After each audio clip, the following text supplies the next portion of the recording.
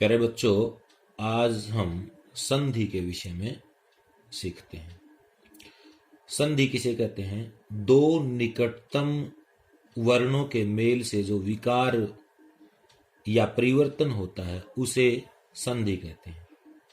संस्कृत में कहा गया है परः सन्निकर्षः संहिता।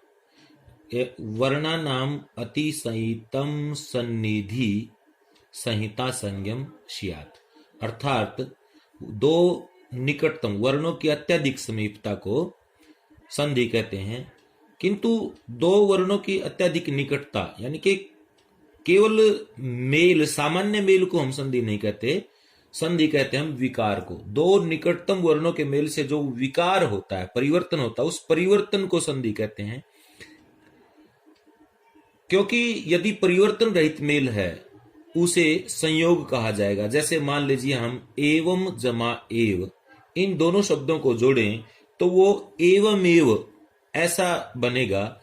इस एवं जमा एवमेव में कोई परिवर्तन नहीं हुआ, केवल उसका हमने मिलान किया है। इस प्रकार के मिलान को हम संयोग कहते हैं। किंतु जो संधि कहते हैं हम जिसको, उसमें परिवर्तन होना आवश्यक है। अतः संधि की परिभाषा होगी दो निकटतम वर्णों के मेल से जो विकार होता है या परिवर्तन होता है उसे हम संधि कहते हैं। संधि के तीन भेद होते हैं। नंबर एक स्वर संधि, दूसरे नंबर पे व्यंजन संधि, तीसरे नंबर पे विसर्ग संधि। अब हम इनको विस्तार से बारी बारी से करेंगे। पहले नंबर पर हम स्वर संधि के बारे में वर्णन करते हैं।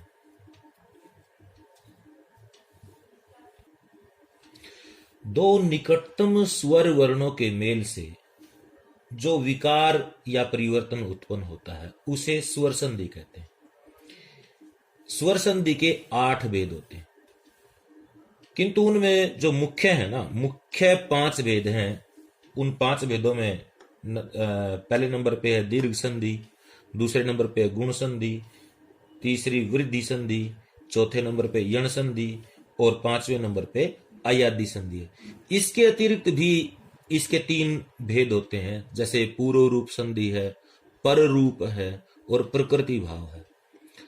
किंतु सामान्यतः जो विद्यालय स्तर पर है ये 5 ही भेद परीक्षा की दृष्टि से जो है महत्वपूर्ण माने जाते हैं। किंतु हम इसमें धीरे धीरे 8 भेदों की चर्चा करेंगे।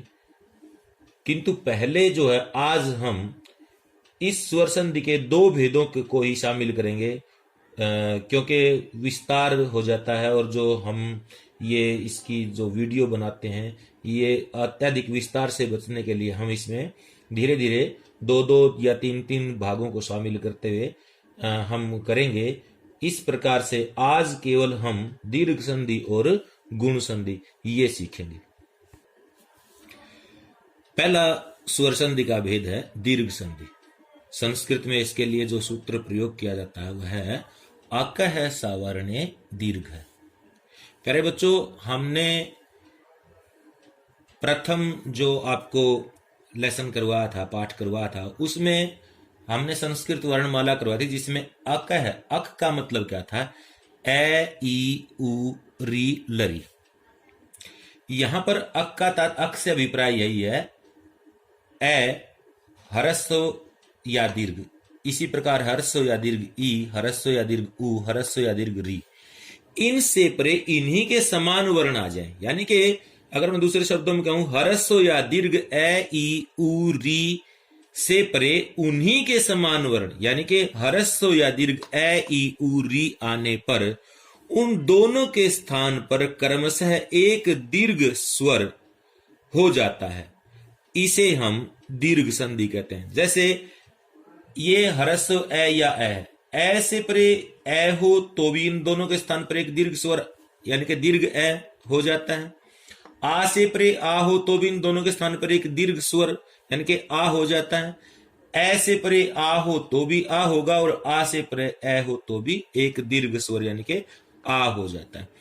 ई से परे ई हो तो दीर्घ ई बन जाता है। दीर्घ ई से परे दीर्घ ई हो तो भी दीर्घ ई हो जाएगी दोनों के स्थान पर। हरस्व ई से परे दीर्घ ही ई हो तो भी दीर्घ ई बनेगी, और दीर्घ ई से परे हरस्व ई हो तो भी दीर्घ ई बनेगी। इसी प्रकार हरस्व या दीर्घ में से ऊ में से कोई भी परे है तो दोनों के स्थान पर दीर्घ ऊ बन जाता है। इसी प्रकार री से परे री, चाहे वो हरस्व हो चाहे वो दीर्घ हो, दोनों के स्थान पर दीर्घ री बन जाता है। परीक्षा में दीर्घ संधि की परिभाषा पूछी जा सकती है।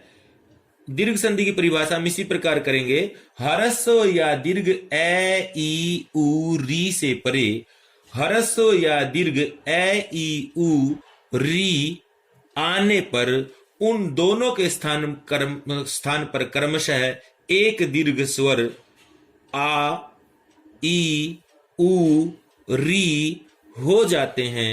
इसे दीर्घ संधि कहते हैं। दीर्घ संधि के हम उदाहरण देखेंगे, जैसे दैत्य जमा आरिही, दैत्य जमा आरिही।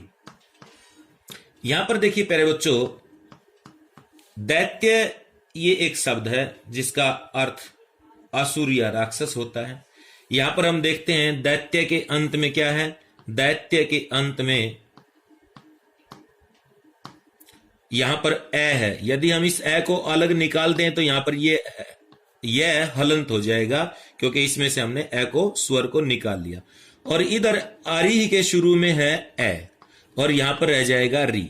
अब ये देखिए, यहां पर ये दो अत्यंत निकटतम वर्ण हो गए।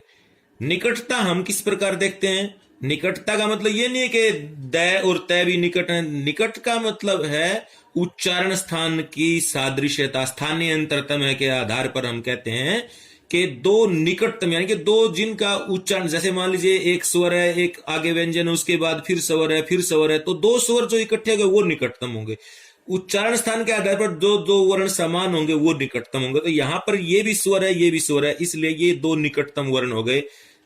अब दो निकटतम यहां पर ये ए है दैत्य के अंत में, और इधर अरिह के शुरू में ये ए है।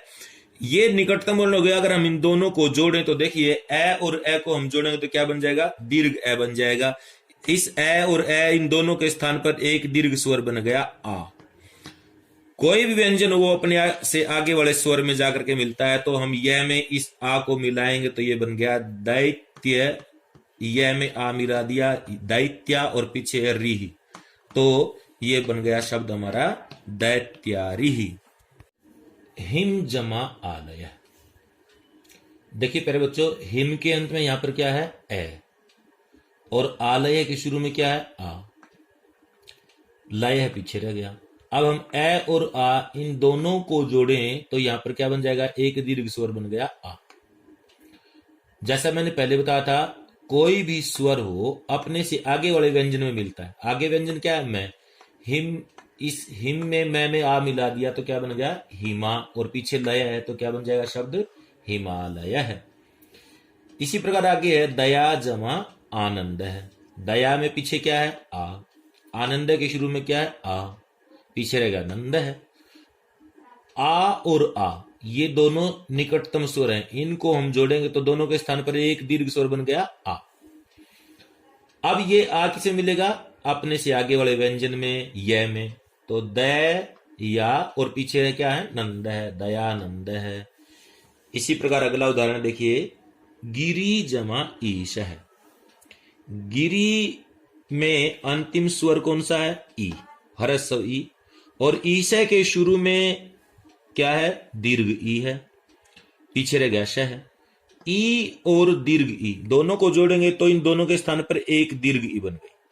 अब ये ई दीर्घ ई कहां पर मिलेगी, रे में, जैसे हमने मिला गिरी और पीछे क्या है, श है, गिरीश है। इसी प्रकार आगे उदाहरण है सूजमा उक्ति ही। स के पीछे क्या है, स के अंत में क्या है, उ, और उक्ति के शुरू में क्या है, उ, ति ही पीछे रह गया। अब हम इन दोनों उ को जोड़ेंगे, हरस्व उ जमा हरस्व उ, दोनों के स्थान पर एक दीर्घ स्वर बन गया दीर्घ उ। ये दीर्घ उ अपने से आगे वाले व्यंजन में मिलेगा, किसमें, स में। स में उ मिला दिया तो स में दीर्घ उ हो गया, पीछे है कति ही, तो क्या बन गया, सूक्ति ही। पितृ जमा ऋणम। प्यारे बच्चों देखिए यहाँ पर पितृ के अंत में है री, हमने अलग निकाल लिया। ऋणम के शुरू में क्या है? री, पीछे रह गया ण और मैं हलंत। अब यहां पर इस री और री दोनों समान अक्षर हैं, इन दोनों को हम जोड़ेंगे तो क्या बन गया? एक समान, इन दोनों के स्थान पर एक दीर्घ स्वर बन गया दीर्घ री। अब ये दीर्घ री किसमें मिलाएंगे? तय में, व्यंजन है पहले जो पी, तय में हमने दीर्घ री मिला दी, पितृणम पीछे रह गया, वो यहां पर ले आएंगे तो क्या बन गया? पितृणम। इस प्रकार ये आपकी दीर्घ संधि संपन्न होती है। अब हम कौन सी संधि करेंगे? गुण संधि का नियम देखिए प्यारे बच्चों। गुण संधि, पहले तो गुण किसे कहते हैं ये समझिए। आदेंग गुण है, अत और एंग। एंग के अंदर क्या क्या आते हैं? हमने जो वर्णमाला सीखी थी, एंग में आते हैं ए और ओ, यानी कि इस ए और ओ को गुण कहते हैं। इसके साथ में एक और सूत्र आता है थोड़ा सा आगे चल करके, पूर्ण रपर है। उस सूत्र के अनुसार ये कहा जाता है, ये अर और अल ये भी गुण के अंतर्गत आते हैं। गुण संधि करने वाला सूत्र कौन सा होता है? संस्कृत में सूत्र है आद गुण है, जो गुण संधि का विधायक सूत्र है। यदि इनको मैं सरल शब्दों में आपको बताऊं तो ये ए या आ, यानी कि ह्रस्व या दीर्घ ए से परे ह्रस्व या दीर्घ ई, उ, री, लरी आने पर इन दोनों के स्थान पर क्रमशः ए, ओ, अर और अल हो जाते हैं। इसे गुण संधि कहते हैं। अर्थात ए या आ से परे यदि ई आ जाए तो उसके स्थान पर क्या हो जाएगा? ए, दोनों के स्थान पर ए। ए या आ से परे उ या दीर्घ उ आ जाए तो उन दोनों के स्थान पर क्या हो जाता? ओ। ए या आ से परे री आ जाए, चाहे वो ह्रस्व हो या दीर्घ हो, ए या आ से परे री आ जाए तो उसके स्थान पर क्या हो जाता? अर हो जाता। ए या आ से परे लरी आ जाए तो उसके स्थान पर अल हो जाता। उदाहरण देखिए प्यारे बच्चों, जैसे है देव जमा इंद्र है। यहां पर देखिए देव के अंत में ए है, हमने इस ए को अलग निकाल लिया तो वह हलंत रह जाएगा। इंद्र के शुरू में ई है, हमने इस ई को अलग निकाल लिया तो पीछे रह गया आदा न द और उसके नीचे रह। अब यहां पर हमारे पास दो निकटतम स्वर आ गए ए और ई। इस ए और ई को जोड़े तो इन दोनों के स्थान पर क्या बन जाता है? ए बन जाता है। हमने यहां पर ये ए बना लिया। अब ये किस में मिलेगा? मैंने जैसे पहले बताया था, स्वर हमेशा अपने से आगे वाले व्यंजन में जाकर के मिलता है और मात्रा बन के मिलता है। अब यहां पर हम ये ए वह में मिलेगा, वह में एक ही मात्रा लगा दी हमने, दे वे, और पीछे क्या है? आदा न और द्र, द के नीचे रह, द्र है। तो ये इसको मिलाएंगे हम, क्या बन गया? देवेंद्र है। देव जमा इंद्र क्या बन गया? देवेंद्र है। दूसरा उदाहरण देखिए, महा जमा ईश है। महा के अंत में क्या है? आ है, हमने अलग निकाल दिया तो है अलंत रह गया। ईशे के शुरू में क्या है? दीर्घ ई है, इसको हमने अलग निकाल दिया, पीछे रह गया श है। आ और ई ये दो निकटतम स्वर आ गए, इन दोनों को जोड़ेंगे तो क्या बन गया? आ और ई दोनों के स्थान पर क्या बन जाता है? ए बन जाता है।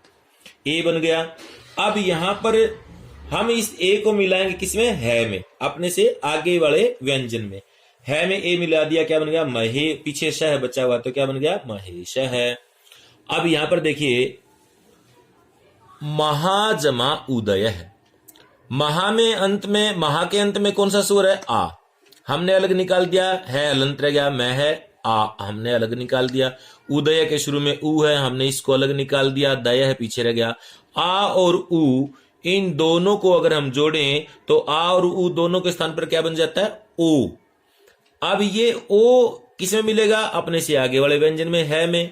मैं हो, पीछे है दय है, तो क्या शब्द बन गया? महोदय। महाजमा उदय क्या बन जाएगा? महोदय है। देव जमा ऋषि। अब यहां पर देखिए देव के अंत में क्या है? ए, हमने अलग निकाल दिया। ऋषि के शुरू में क्या है? री, पीछे रह गया सी। ए और री दोनों को जोड़े तो क्या बन जाता है? नियम में मैंने बताया था, ए जमा री अर, अर बन गया। अब हम इसको मिलाएंगे। देखिए ये ए है, इसमें किसे मिलेगा? अपने से आगे वाले व्यंजन में वह में मिल गया, वह पूरा हो गया। अब ये रे आधा है, आधा रे क्या होता है? आधे रे क्या ऊपर चला जाता है, तो पीछे है सी, सी के ऊपर चला जाएगा तो क्या बन जाएगा? देवरसी ही। क्या बन गया? देवरसी ही। बच्चों तव जमा लरीकार है। यहां पर देखिए तव के अंत में क्या है? तव के अंत में है ए को हमने अलग निकाल दिया तो वह हलंत रह गया। लरीकार के शुरू में क्या है? लरी, पीछे रह गया कार है, लरी को हमने अलग निकाल दिया। ए जमा लरी को यदि हम जोड़ेंगे तो ए जमा लरी क्या बन जाता है, अल बन जाता है। ये अल बन गया। अब हम इसको मिलाएंगे तो ए कहां जाएगा, अपने से आगे वाले व्यंजन में, वह में, तय में वह मिला दिया तो वह पूरा हो गया। और इधर लय है पीछे, हलंत है, आधा लय तो आधा ही रह जाएगा, पीछे कार है तो क्या बन गया, तवल कार है। इस प्रकार आज आपकी ये दीर्घ संधि एवं गुण संधि संपन्न होती है।